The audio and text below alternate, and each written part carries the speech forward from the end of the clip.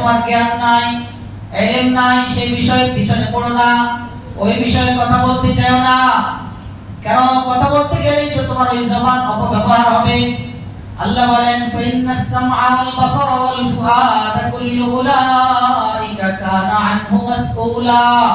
তোমার সমস্ত অঙ্গ প্রত্যঙ্গ, তোমার হাত, তোমার নাক, তোমার চোখ, তোমার মুখ, তোমার কান, তোমার পা, সবগুলোর বিষয় আল্লাহ রাব্বুল আলামিন কাল কিয়ামতের ময়দানে তোমাকে আমি আল্লাহ জিজ্ঞাসা করব।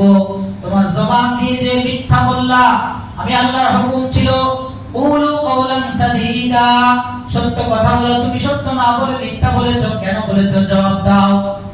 তুমি যে তোমার হাতকে অপব্যবহার করেছো, চোখ অপব্যবহার করেছো, পা অপব্যবহার করেছো, আমি আল্লাহর দেওয়া জিহ্বাটাকে আমি আল্লাহর হুকুমের বাইরে ব্যবহার করেছো, সঠিক কথা না বলে মিথ্যা বলেছো, ভুল ফতোয়া দিয়েছো, জাতিকে গোমরাহ করেছো, জাতির ঈমান আমল নষ্ট করেছো এই জবান দিয়ে, আমি আল্লাহর কাছে জবাব দিয়ে যাও তাদের ঈমান কেন নষ্ট করেছো।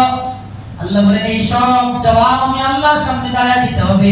জাতির ভয় থাকবে, সে কখনোই জাতিকে, সে কখনোই মানুষকে ভুল ভাল বুঝাইতে পারে না, মানুষকে ভুল বুঝিয়ে ঈমান নষ্ট করতে পারে না, কারণ ভিতরে ভয় আল্লাহ, আর জানে আমি আল্লাহর সামনে দাঁড়াতে হবে।